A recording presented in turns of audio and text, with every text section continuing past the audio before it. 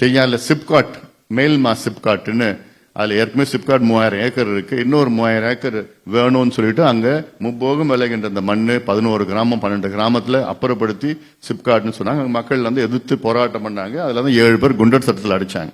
உலகத்திலேயே போராடுகின்ற விவசாயிகளை குண்டர் சட்டத்தில் அடைத்த ஒரே ஆட்சி திமுக ஆட்சி. அது வந்து வரலாற்றுல இது பதிவு பண்ணியாச்சு. இது இப்படி ஒரு ஆட்சி தேவையா?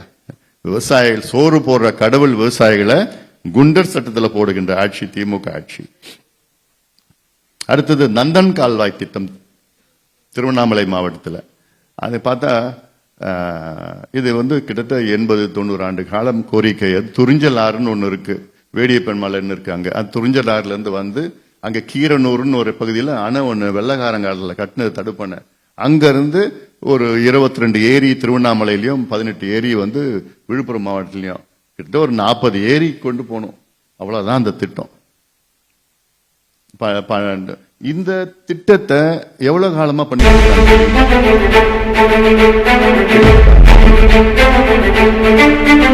போய் பார்த்துட்டு அங்க இருக்கிற அமைச்சரை பத்தி பேசினேன்.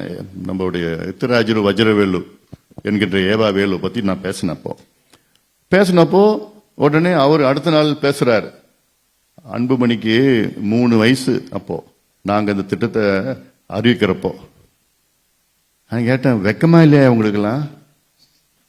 எனக்கு நீங்க 56 வயசு ஆகுது. 3 வயசுல நீங்க அறிவிச்சு இன்னுமா நடத்திட்டு இருக்கீங்க? உங்களுக்கே வெக்கமா சொல்றதுக்கு? எத்தனையோ முறை நீங்க ஆட்சி பண்ணீங்களேயா? இது என்னையா அப்படியே பெரிய திட்டமாயா? இது எவ்வளவு செலவாகும் இந்த திட்டத்துக்கு? ஒரு 300 கோடி ஆகும்.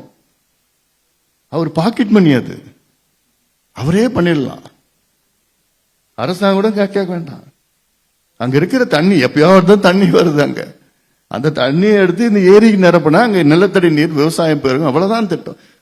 ஆனா தேர்தல் வந்துச்சுன்னா இப்ப இன்னும் அடுத்தது நந்தன் கால்வாய் நந்தன் கால்வாய் நந்தன் கால்வாய் மாத்தி ரெண்டு பேர் மாத்தி இவங்களும் அவங்களும் தான் பண்ணிட்டு இருப்பாங்க. ஆனா ஒண்ணுமே இல்லாத ஒரு திட்டம் அது.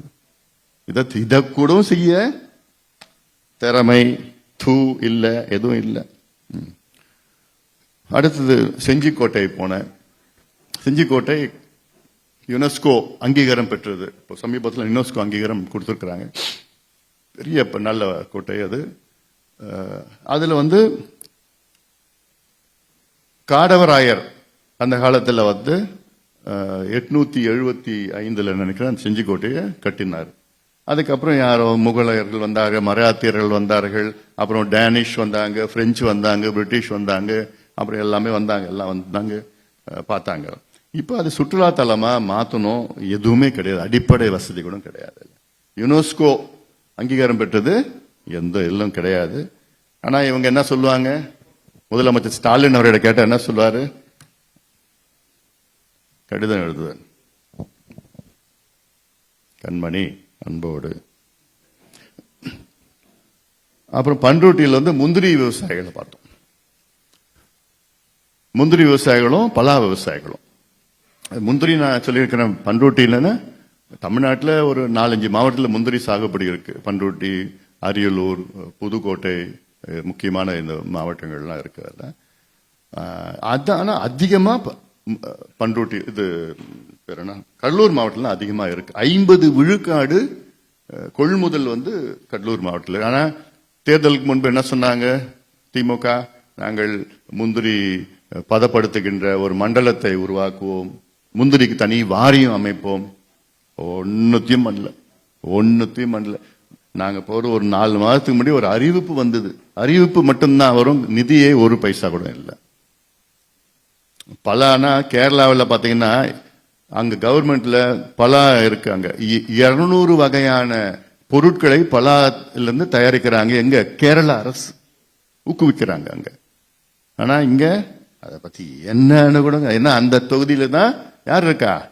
பெருமை மிக்க நம்ம வேளாண் துறை அமைச்சர்